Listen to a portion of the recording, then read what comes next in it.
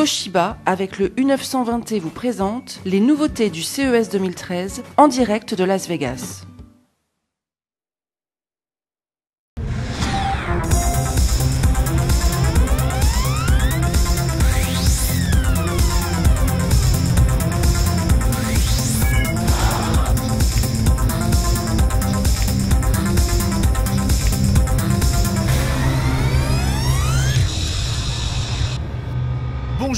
Bonjour à tous, soyez les bienvenus ici à Las Vegas pour le CES 2013. CES qui touche à sa fin dans quelques heures.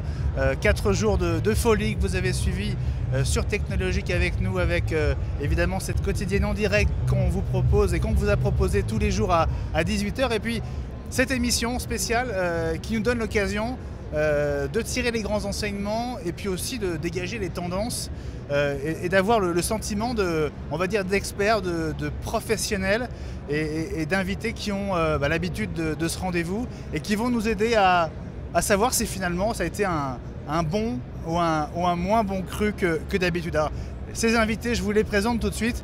Ils sont 4, vous le voyez autour de cette table. Je vais commencer par mes invités de droite, aucune référence politique évidemment, messieurs. Soyez les bienvenus. Guy Bourreau, bonjour. Bonjour. Vous êtes directeur adjoint de Cabas. Directeur général de Cabas. Directeur général maintenant, c'est vrai comme le temps passe. et vous montez les échelons. Directeur général de Cabas, ancien de chez Canon. On se connaît depuis un certain nombre d'années. Vous êtes un observateur attentif, passionné du monde de la high-tech, de l'électronique grand public. Depuis une trentaine d'années, oui.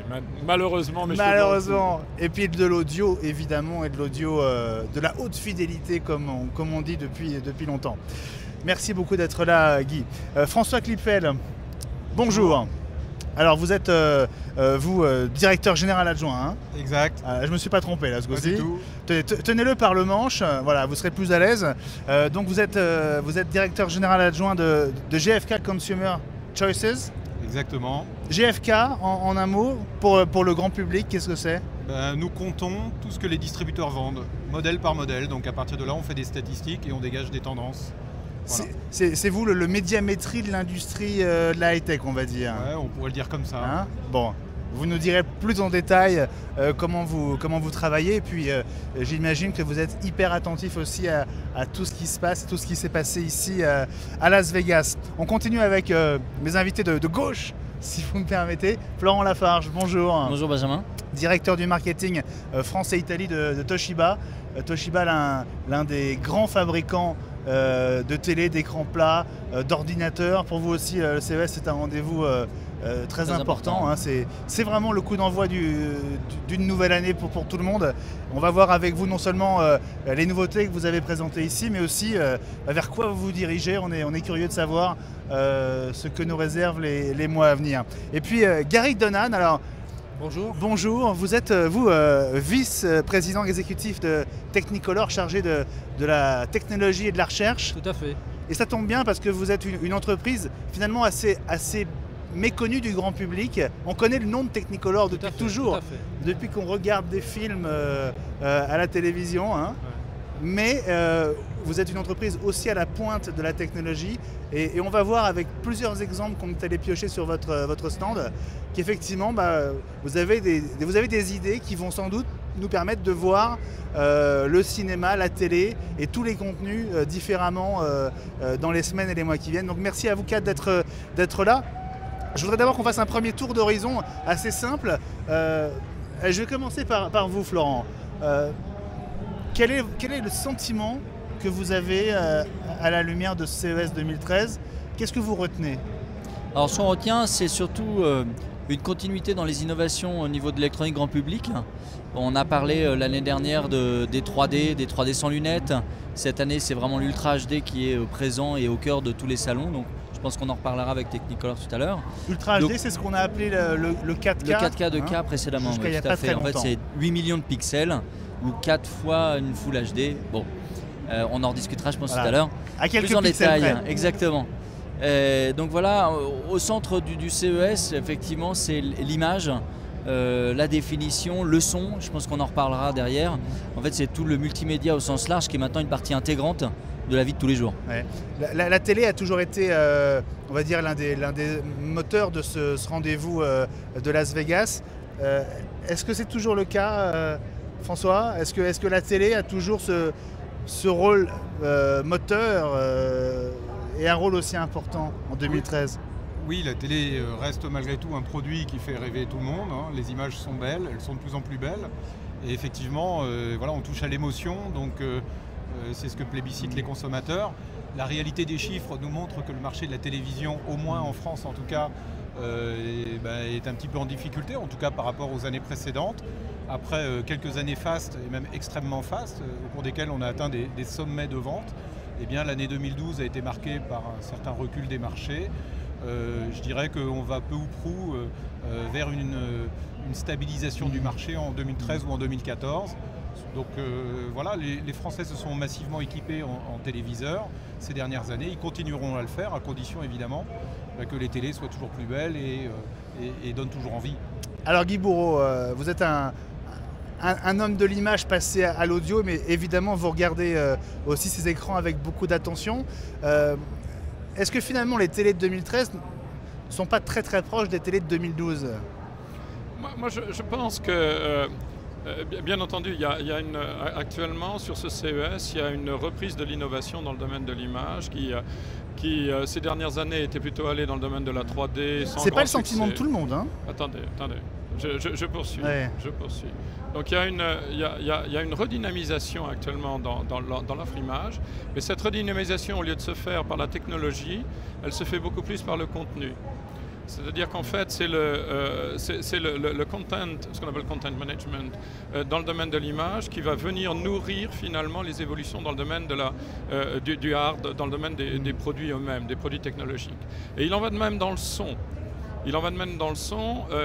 Traditionnellement, j'ai vu en tant qu'observateur maintenant un peu ancien dans le domaine de l'image, la numérisation de l'image se traduisait par au départ en tout cas, une déperdition de la qualité de l'information disponible en termes d'image, et puis progressivement le numérique a rejoint et même dans une certaine mesure dépassé la qualité qu'on avait dans le domaine de l'analogique.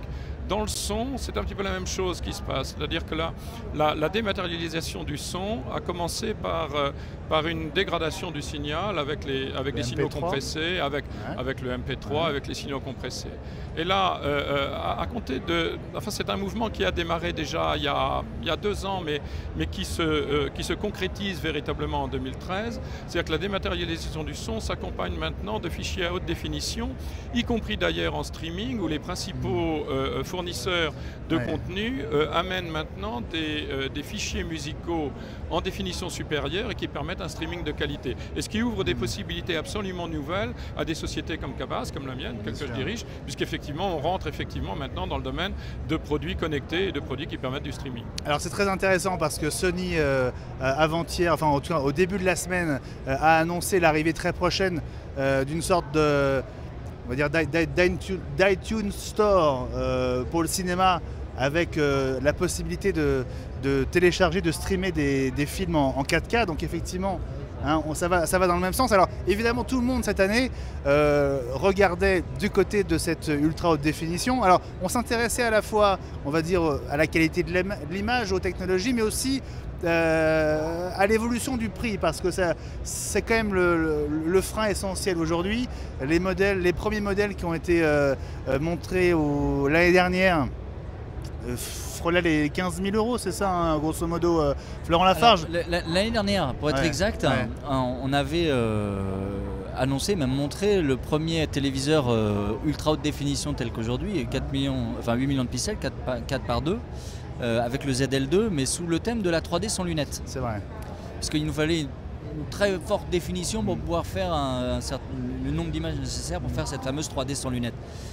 Et donc courant de l'année 2012, on a commercialisé effectivement ce premier écran en 55 pouces à 8 999 €. Donc effectivement, on reste dans des zones extrêmement élevées d'un téléviseur haut de gamme. Alors c'est vrai qu'après votre annonce, il y a eu notamment chez Sony, si je ne me trompe pas, un 84 pouces ultra haute définition. Alors, ultra haute définition, oui peut-être, en très grande taille. De mémoire LG aussi, on a sorti un. Elle a commencé elle-même commercialisée au mois de décembre, quelque chose comme ça. On en a vu un à 15 500 €, effectivement. Voilà, mais bon, on est dans des tailles d'écran aussi un peu hors normes. Parce que 84 pouces, alors juste parce qu'en pouces, bon, ça passe encore. Mais quand on le met en centimètres, ça fait 2,13 m. 2,13 m. C'est pour ça que c'est aussi beau, peut-être aussi. C'est quand même aussi énorme, c'est vrai. 2,13 m. Et alors justement, on attendait de savoir comment les tailles d'écran allaient évoluer. Alors justement, c'est ce qu'on a constaté à la fois chez Sony avec 2 modèles qui arrivent au printemps, 55-65, et chez vous, Toshiba, Florent. Alors justement, on va vous les montrer, ces écrans ultra haute définition. Il y a 3 modèles. 3 modèles, 58 pouces. Ouais. En fait, pour 2013, on ne va pas sortir un seul modèle, on va carrément sortir une ligne de produits complète du 58 pouces, 65 et 84 pouces. Alors, on voit l'image qu'on est allé prendre sur votre stand. Voilà, les 3 modèles voilà, sont là. Les 3 modèles, le 58 pouces étant celui qui est au-dessus, 65 à gauche et le 84 alors évidemment, la qualité de l'image est au rendez-vous, mais question prix. Alors, vers quoi est-ce qu'on se dirige sur ces écrans qui sont de taille plus petite et donc on espère qu'ils vont être un petit peu moins chers que les très très grands écrans. Oui, effectivement. Bon, le 84 pouces, il ne faut pas se leurrer. Je pense qu'en 6 mois, on ne va pas changer la face du monde. Et le marché n'a pas absorbé un certain nombre de volumes pour pouvoir baisser les prix drastiquement. Donc je pense qu'on se retrouvera dans les mêmes ordres de prix. En revanche, pour le 65 et le 58 pouces, on sera dans les zones de prix beaucoup plus, on va dire, acceptables pour un téléviseur très haut de gamme.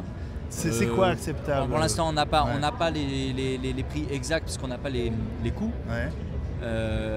Mais on va être en dessous des 10 000 € pour le 65 pouces et largement en dessous des 5 000 pour le 58 pouces. Donc on reste cette fois-ci sur des téléviseurs Ultra HD qui sont acceptables en termes de prix. On reste dans l'univers du très haut de gamme, il ne faut pas non plus dire que c'est du mainstream. Non, pas du tout. On va voir dans un instant que chez Technicolor, vous vous intéressez au 4K aussi de manière particulière parce que vous ne fabriquez pas d'écran, mais en tout cas vous vous intéressez aux écrans des autres, on va dire. Gary, juste un mot avec François. François, bon, la crise, on la connaît, on l'a subie tous.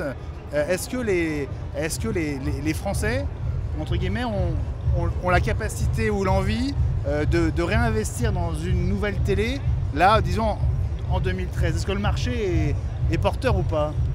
Le marché de la télé probablement va se stabiliser, enfin il va probablement encore un petit peu baisser en 2013, mais pour s'équilibrer à la fin. Nous on pense qu'en 2013 il va se vendre 6,1 millions de téléviseurs, quand en 2012 il s'en est vendu 6,7 millions, donc c'est une petite baisse effectivement. Oui, mais l'année d'avant on était quoi, à 9, non? Voilà, et l'année d'avant c'était un record historique à 8,7 millions. C'est ça. Et je pense qu'en 2014 on sera sur un marché aux alentours de 5,5 millions. 5,5 millions étant la vitesse de croisière, c'est la quantité moyenne de téléviseurs qui devraient se vendre maintenant chaque année. Alors c'est malgré tout beaucoup plus que par le passé. À l'époque de l'analogique, de la télévision analogique, ils se vendaient 4,5 millions de téléviseurs. Donc grâce au numérique, grâce à ces nouveaux écrans, eh bien, les gens ont effectivement envie d'acheter ce type de produit. Je voudrais rajouter 2 choses. La première, c'est qu'en moyenne, la taille d'écran qui se vend en France, c'est du 33 pouces. 33 en 2012. Donc ça, on a gagné un pouce. Exactement, on a gagné un pouce. J'avais pas cette donnée. Précision, Florent.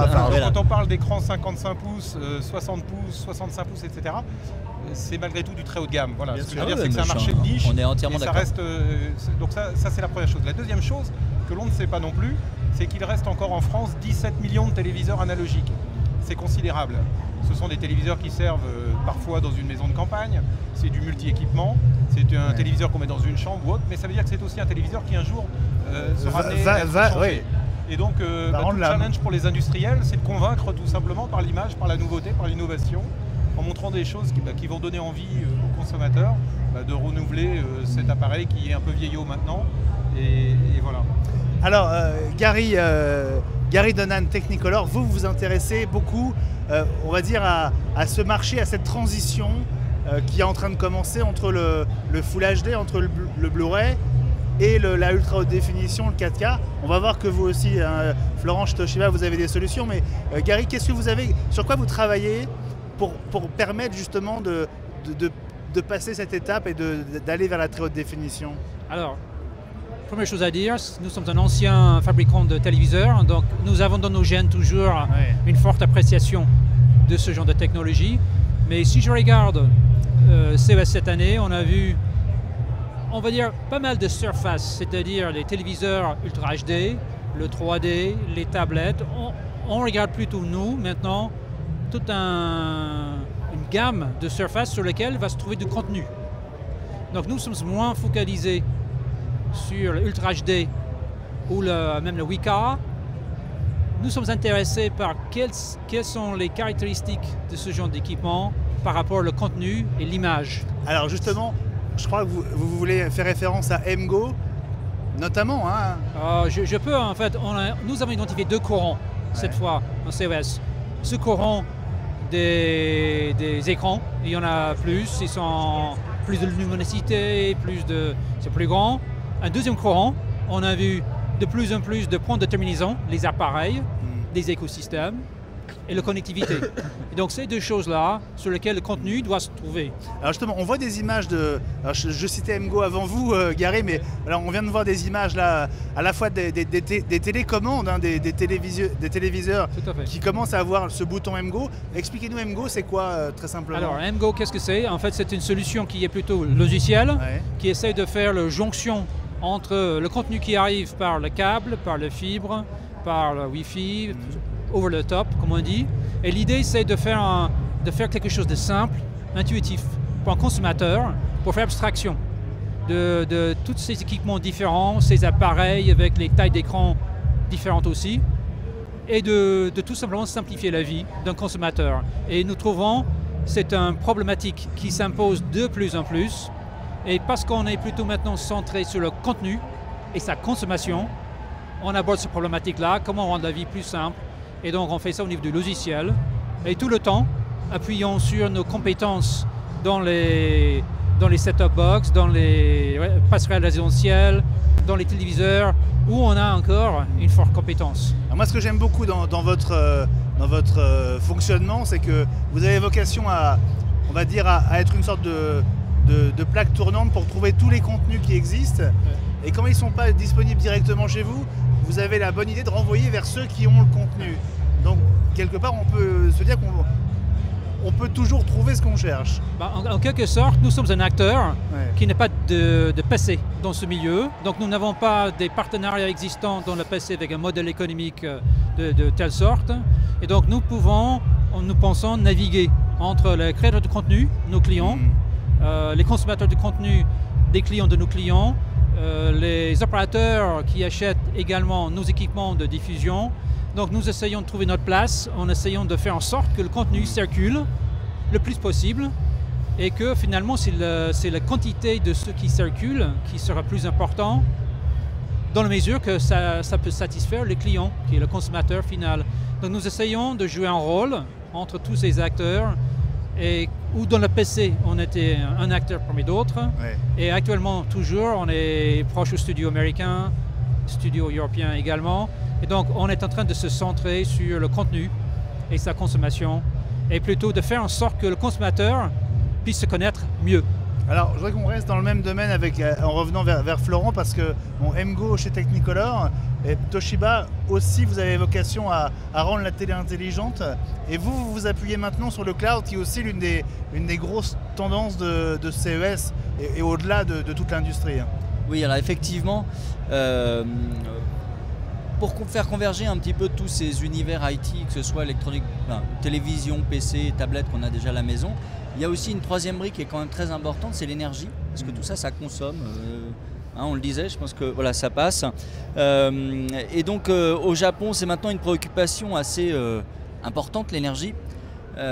Donc il existe un label qui s'appelle Econet, qui va connecter l'ensemble de l'électronique, ou même de tous les appareils de la maison, à savoir le four, la clim, parce qu'au Japon il y a beaucoup de clim, mais aussi les producteurs, les devices qui produisent de l'énergie comme le photovoltaïque, ou ce genre de choses, qui vont le connecter de manière intelligente dans le cloud, afin justement d'opérer des systèmes qui permettent d'économiser de l'énergie. Par exemple, c'est ce qu'on démontrait, c'est je lance un film à la télévision, et bien directement la luminosité du salon va baisser, toutes les autres pièces vont s'éteindre, parce qu'on sait, dans 99% des chances, que personne ne soit dans une autre pièce, donc il n'y a pas besoin d'allumer toutes les autres pièces. Donc voilà, sur quoi on travaille. Donc ça, c'est les initiatives japonaises. Ouais.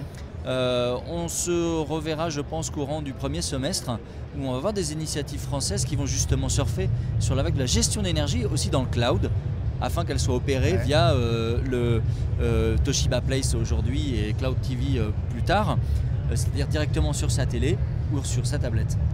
Ça veut dire que la centralisation se fait plus du tout en local, hein. Ça fait partie du passé, cette approche très géographique finalement. Oui, des la données. mobilité, on en parle. On s'est dit c'est bien de pouvoir être mobile et de pouvoir de faire des choses en mobilité. Maintenant, c'est aussi pouvoir rester connecté à sa maison tout en n'étant pas à la maison.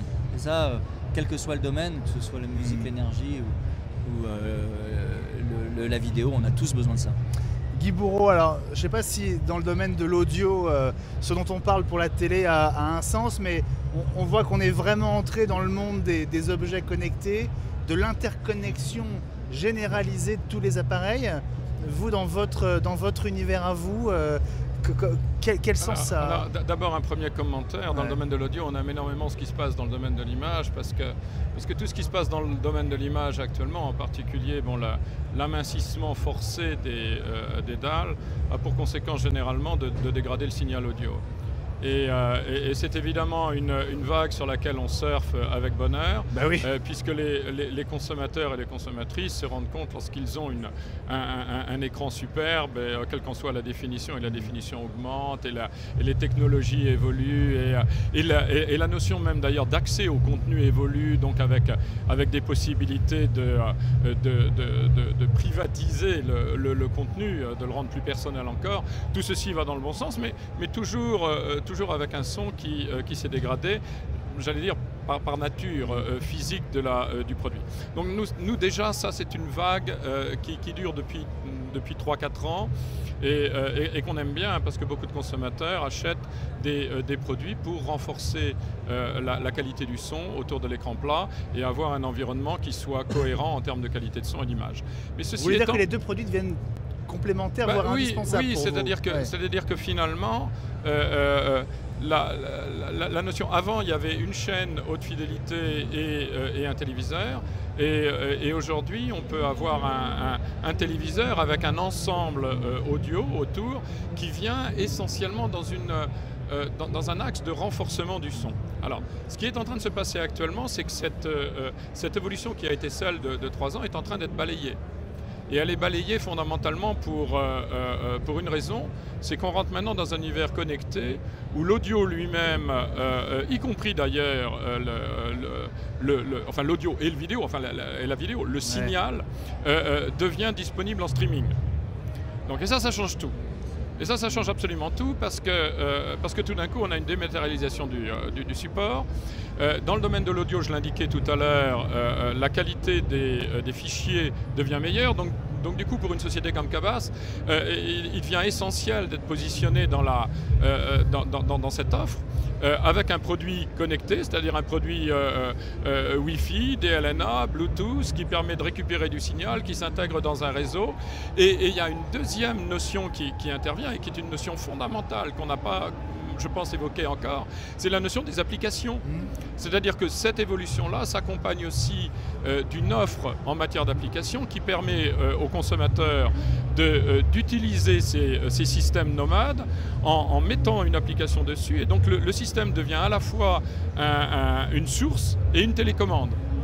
Et donc on arrive finalement dans un univers de simplification où l'usage pour le consommateur s'en trouve fondamentalement simplifié. Alors, si je fais une légère projection maintenant, qu'est-ce qui se passe? Un consommateur aujourd'hui peut très bien acheter un produit comme celui qu'on annonce à ce CES, le Stream 3, qui est un produit connecté, qui est un produit haute fidélité, qui peut streamer en FLAC, donc en qualité CD, donc reproduire une information en qualité FLAC, CD.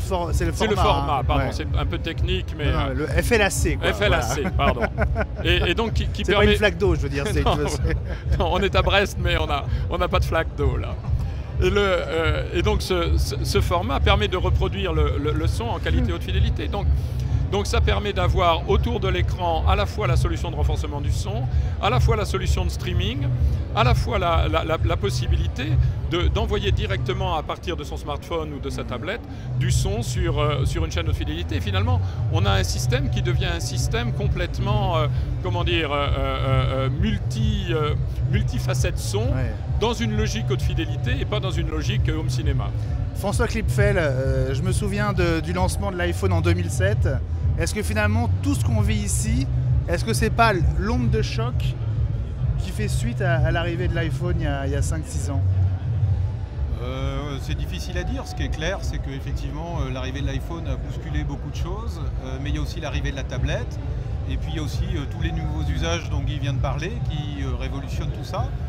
Je pense qu'effectivement, par exemple, les formats audio qualité Studio Master que l'on trouve maintenant aujourd'hui disponibles sur des grands sites de téléchargement comme Qobuz ou comme HD Track ici aux États-Unis permettent tout simplement d'accéder à quelque chose de fantastique. La technologie numérique est déportée aussi dans l'univers de l'audio avec des DAC que l'on a vu ici dans ce salon.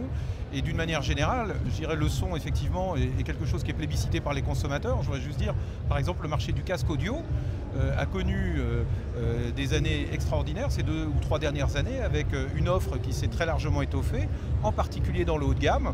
Tout simplement, les gens veulent écouter du son et du son de qualité. Ils en ont marre d'écouter du MP3 ils veulent voir une télé de mauvaise qualité. Écran. Voilà, ils veulent une bonne image, et un bon son. Un truc assez basique finalement, mais... Et alors justement, moi je pense toujours au consommateur qui a acheté une télé il y a peut-être 1 ou 2 ans et qui voit partout, qui entend parler partout de 4K ou de ultra haute définition. Il y a un virage à prendre, il va avoir envie de profiter de cette nouvelle définition de l'image. Alors, vous avez l'un et l'autre une solution. Alors peut-être qu'on peut commencer par vous Florent. Vous montrez sur votre stand ce qu'on sait faire maintenant pour améliorer le signal d'un Blu-ray et finalement le rapprocher d'un 4K natif, c'est ça l'idée? Oui, en fait l'idée c'est d'utiliser nos technologies qui s'appellent Cevo Engine, qu'on utilise maintenant depuis de nombreuses années sur l'univers du multimédia. D'abord dans l'informatique, ensuite au niveau de la télévision. C'est un processeur qui calcule très rapidement. C'est même, voilà, et là vous avez un exemple. D'un côté c'est la même chose, vous voyez le lecteur Blu-ray au milieu. D'un côté donc l'écran qui projette en Full HD, c'est le même écran. Et de l'autre côté, un écran donc, qui va retravailler l'image en Ultra HD. Alors bien sûr sur l'image on ne voit pas forcément la différence. C'est difficile, mais quand on est devant, il y a une vraie différence. Je vais plutôt laisser la parole à ceux qui le voient plutôt que de dire que c'est vraiment magnifique.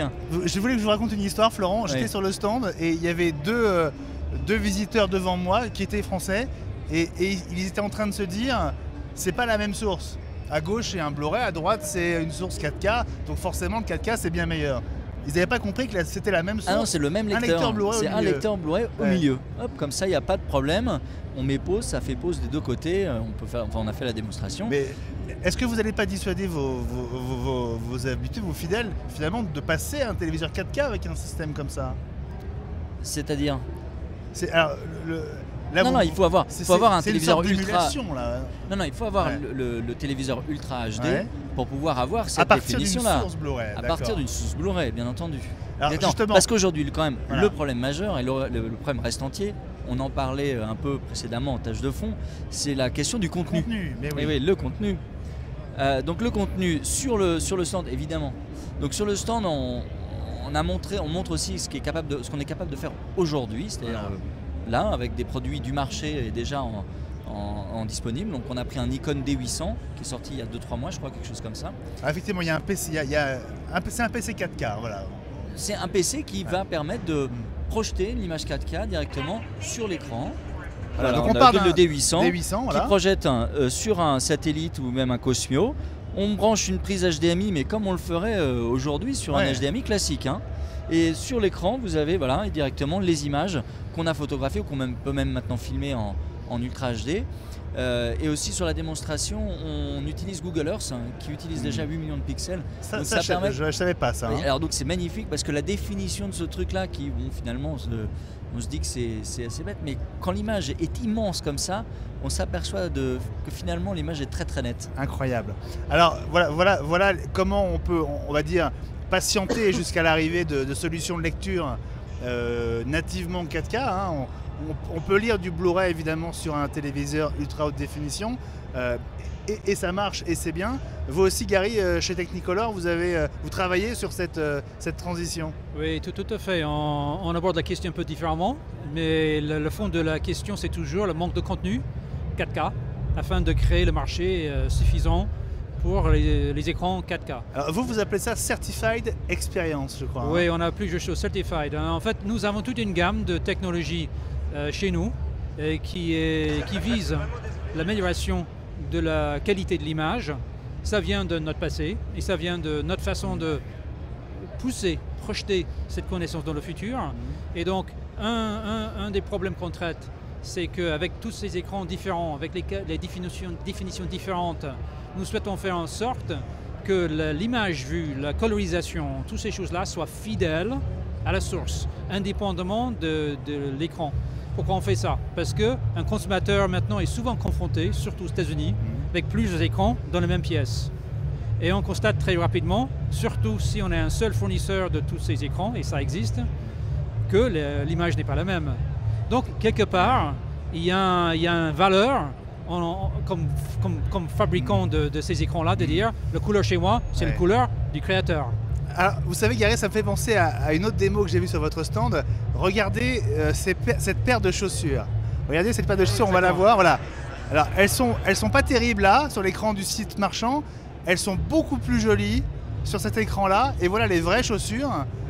Alors, pourquoi ça? On n'a pas envie d'acheter les premières et on a très envie de retrouver les deuxièmes sur la femme qu'on aime. Alors, qu'est-ce qui se passe là? Qu'est-ce qui se passe? C'est les mêmes chaussures pourtant. Ouais. Et qu'est-ce qui se passe? Qu'est-ce qui se passe là? C'est de dire... C'est les chaussures rouges de David Bowie. Alors, ce qui se passe là, nous travaillons beaucoup avec les tiers parce que nous faisons de la technologie qu'on embarque chez les tiers qui ont déjà ces marchés en construction. Alors, le marché là, c'est très simple.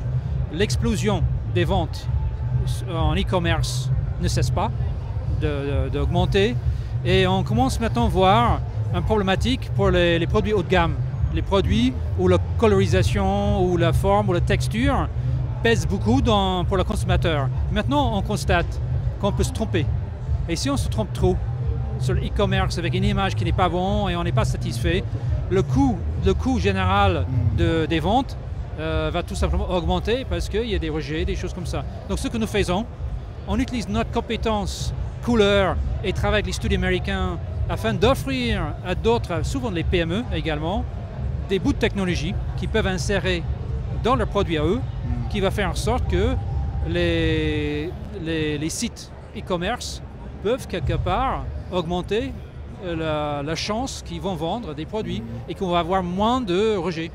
Et donc, c'est un usage de notre compétence technologique pour des marchés qui ne sont pas les nôtres. Donc ça, c'est le licensing de technologie que nous sommes en train de faire valoir de plus en plus. C'est toujours lié au contenu et moins les appareils. Voilà. La fidélité, on va dire la haute fidélité, on va dire que c'est un point commun entre vous tous, vous sur les chiffres, vous sur le son, Guy. Alors, de mon temps, dans l'image, il y a une vingtaine d'années, on travaillait beaucoup sur le RVB et CMYK. Et il y avait à l'époque une expression qui était WYSIWYG, what you see is what you get. Exactly. Vous vous souvenez? Fondamentalement, je crois que dans l'image, la fidélité est une chose fondamentale. Et c'est vrai aussi dans le son. Le son en home cinéma a connu beaucoup de d'innovations qui, pour nous, au sein de Cabas, ne sont pas des innovations. C'est-à-dire quoi, par exemple? Eh bien, par exemple, des spatialisations électroniques excessives, alors que des spatialisations physiques par l'organisation des haut-parleurs apportent directement dans la pièce une solution beaucoup plus naturelle. Mais bon, il faut 2 jours pour installer les câbles et les goulottes. Non. Moi, je l'ai fait, avec des technologies de haut-parleurs coaxiaux, c'est extrêmement facile à installer. Mais au-delà de ça, aussi un traitement électronique du signal, avec un renforcement en particulier des graves, qui bien souvent se font au détriment des médiums, ce qui fait qu'on a des actrices et des acteurs qui se retrouvent avec des voix qui ne sont absolument pas leur voix naturelle. Donc c'est embêtant, ça aussi. Des choses qu'on a tous constatées en regardant la télévision et avec des systèmes audio qui avaient ces traitements électroniques de signal. Donc nous, dans notre philosophie, si vous voulez, la question c'est sur la fidélité. Notre philosophie, c'est de proposer des produits qui soient à la fois fidèles pour de la musique, bien sûr, c'est d'abord notre vocation, mais qui soient fidèles aussi pour le son en général, y compris pour la voix ou pour un bruit de moteur ou pour même un bruit de mitraillette. Donc pour un film d'action. Bon. Et donc c'est cette démarche-là qui nous guide. C'est la première. Et la deuxième, c'est que cette fidélité au son passe par la disponibilité d'un contenu sonore qui soit d'une qualité suffisante pour que sa reproduction fidèle soit possible. Et c'est ça le grand événement de 2013, c'est que, comme le disait tout à l'heure François, et comme je l'avais indiqué juste avant, on commence à avoir maintenant des contenus en streaming. On les a bien sûr en support physique, on les a aussi en téléchargement, mais on commence maintenant à les avoir en streaming avec une qualité suffisante pour permettre cet usage de la musique dématérialisée en haute fidélité. Et ça, c'est vraiment très nouveau. D'ailleurs, le streaming, c'est aussi un des sujets qui vous intéresse au premier plan. Enfin, le streaming et la télé intelligente, Florent, chez Toshiba. On connaît votre système Places. La télé connectée, c'est aussi une des caractéristiques fortes de vos écrans, et ça se voit aussi ici. Oui, tout à fait. Pour 2013, on va généraliser de plus en plus la connectivité, la possibilité de se connecter via un téléviseur. On va utiliser des technologies en plus Wi-Fi ou Wi-Di ou Miracast qui vont permettre en plus de connecter très facilement. Pour ceux qui ne savent pas, l'objectif, c'est de connecter votre PC directement sur la télé de manière simple, c'est-à-dire j'ai un petit pop-up sur mon écran, dire je veux me connecter, je fais oui, enter, je suis connecté. Et l'image est immédiatement répétée sur la télévision. Donc plus de câbles, plus de paramétrage. C'est ce que j'ai vu sous le nom de Cloud Home sur votre stand. Ça s'appelle Wi-Di. Non, Cloud TV. Exactement. Alors, dans le Cloud TV, on peut le faire aussi. C'est ça. Toshiba Place va avoir un nouveau nom qui s'appellera Cloud TV, une nouvelle interface. Voilà, voici la nouvelle interface qui va être divisée en 3 univers. Le premier, le contenu, on en parlait tout à l'heure, de plus en plus c'est très important. Celle du milieu qui va être en fait le guide des programmes pour pouvoir prévoir son enregistrement. La tablette évidemment. Et bien entendu, donc la tablette qui va pouvoir interagir, mais toujours dans le cloud, pas en connecté direct, pour interagir sur ses enregistrements, ses échanges avec ses copains en Facebook ou en Twitter, mais pendant que je regarde une émission par exemple. Parce que ça se fait de plus en plus. Je ne sais plus quelle émission, c'était Star Academy ou quelle autre, qui était passée dans le top 1, Danse avec les stars, Danse avec les stars. Qui était dans le top 1 des tweets sur une soirée en France, un truc incroyable. Donc ça veut dire que les gens regardent la télé et font des tweets en même temps. Voilà, faut se le dire, donc il faut vivre avec notre temps. Et donc on utilise des tablettes et tout ça est interconnecté via Cloud TV pour 2013. Ça va être un gros enjeu pour nous.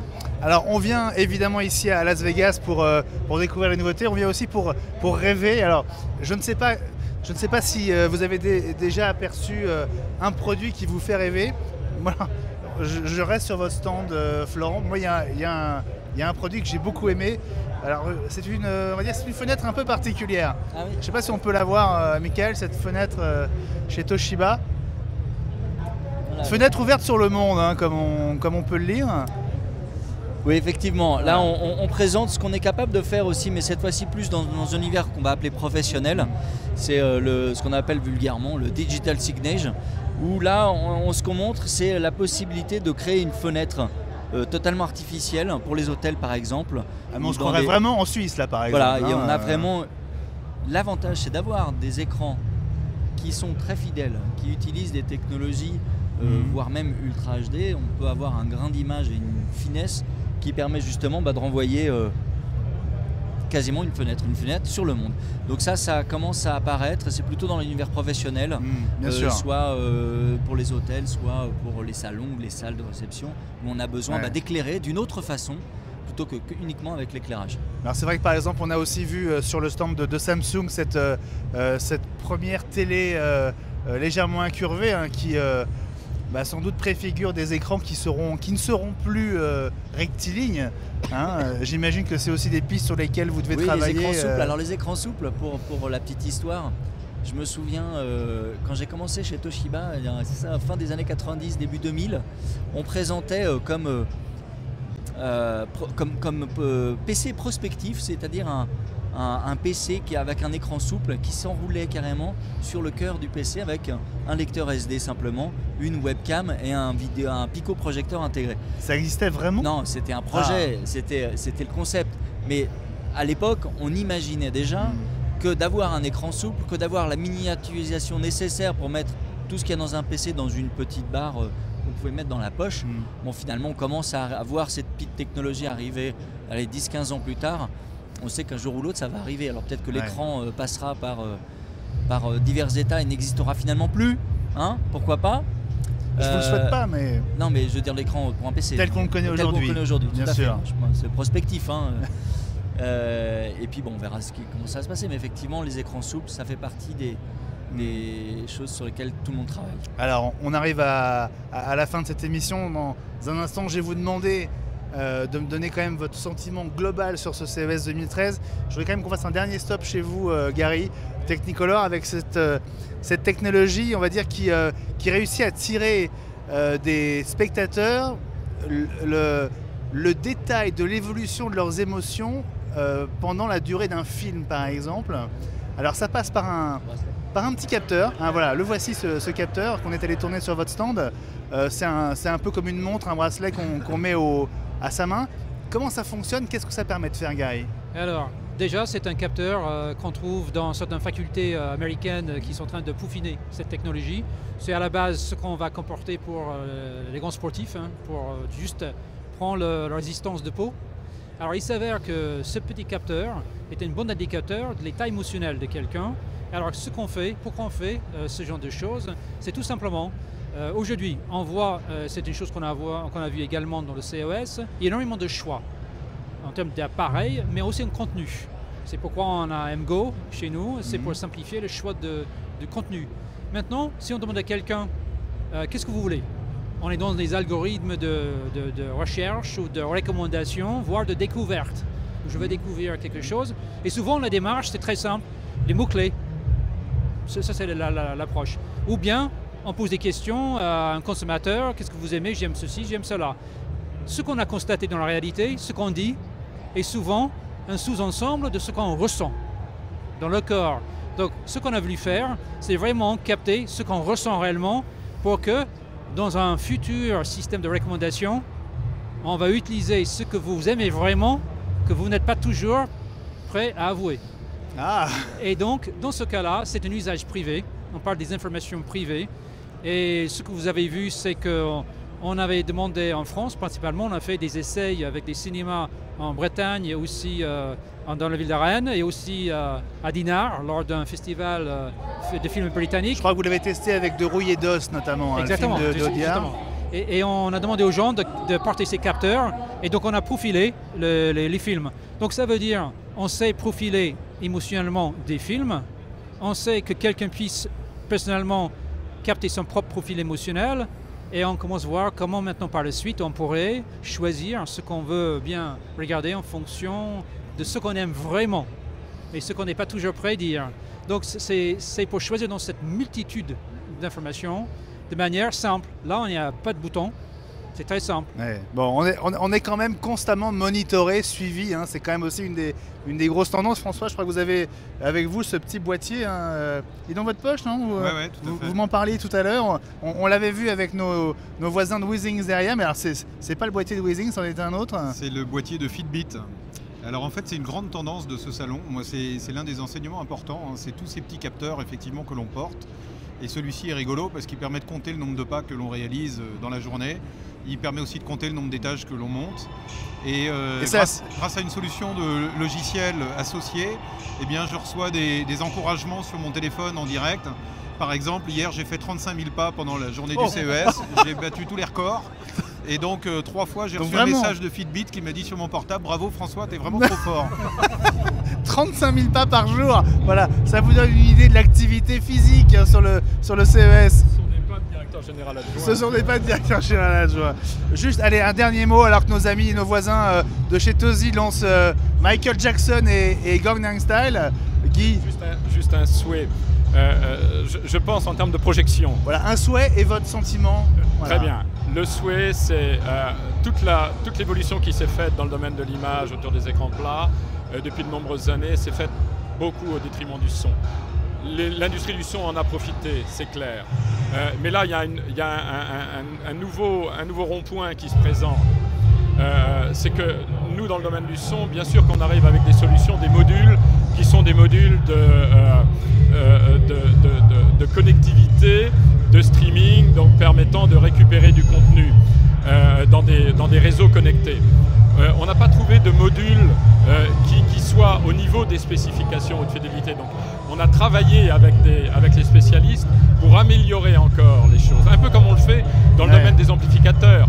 Les amplificateurs, il n'y a pas un seul amplificateur qu'on utilise dans nos produits Cabas qui soit un amplificateur qu'on achète chez un OEM. C'est forcément un amplificateur sur lequel on a travaillé pour être au niveau de nos spécifications de qualité. Et donc c'est quoi votre souhait alors? Et donc le souhait, eh bien, c'est que lorsque les fabricants de téléviseurs vont mettre à l'intérieur des téléviseurs des modules audio-vidéo pour faire du streaming directement sur leur téléviseur, qu'ils fassent en sorte d'avoir des modules dans la partie audio qui soient au niveau.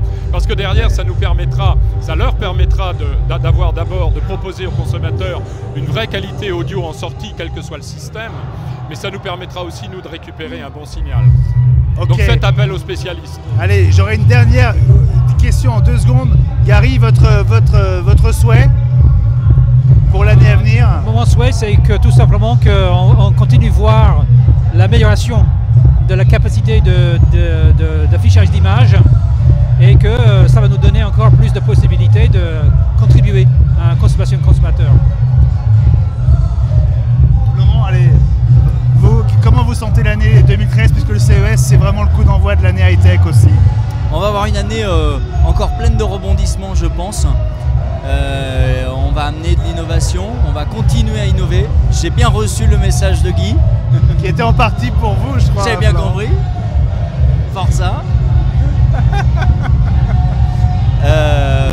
Non, on va continuer à innover, on va continuer à mettre tout en place pour que les consommateurs s'y retrouvent, que les messages soient clarifiés. On parlait tout à l'heure, moi j'insiste, c'est Ultra HD. Je terminerai là-dessus. C'est Ultra HD sur la partie télé. Sur la partie télé, c'est bien expliquer aux consommateurs quelles sont les valeurs d'usage apportées par les nouveaux produits. On n'en a pas trop parlé, mais qu'est-ce qu'un vrai produit fin et léger? Qu'est-ce qu'un produit fait pour l'entertainment? On ne travaille pas avec Cabas, mais on travaille avec d'autres parce que le son fait aussi partie de l'expérience multimédia. Absolument.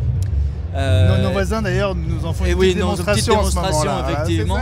Effectivement. Et puis enfin, pour terminer, rendez-vous à l'année prochaine. Rendez-vous au CES 2014. Dans la capitale de l'entertainment, on est en train Exactement. Capitale allez, il nous reste 30 secondes.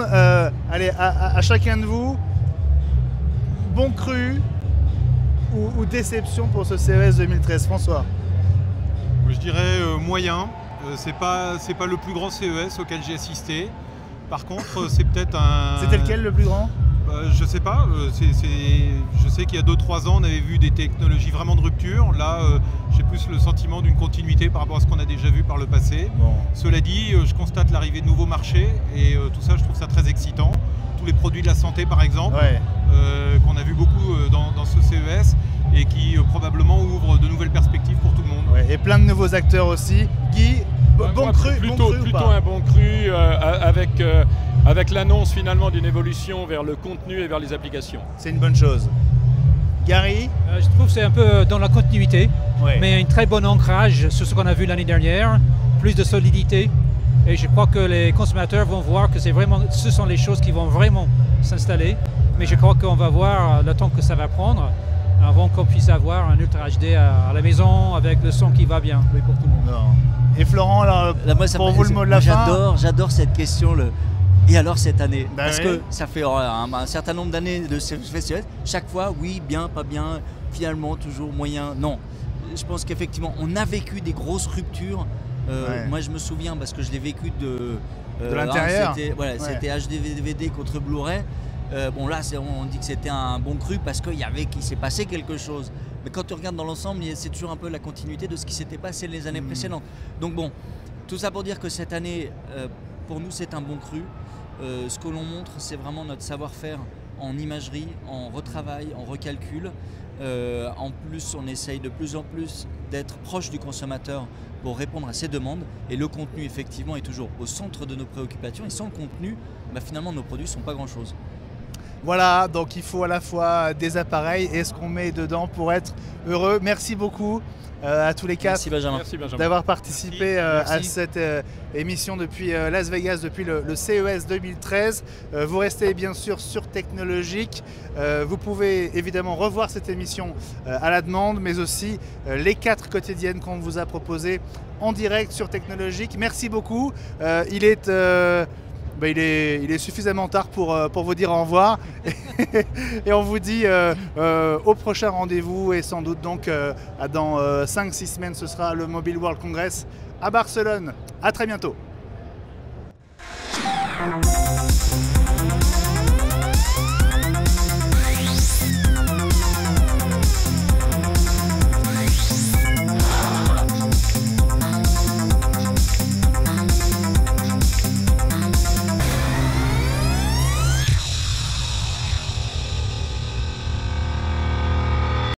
Toshiba, avec le U920T, vous présente les nouveautés du CES 2013 en direct de Las Vegas.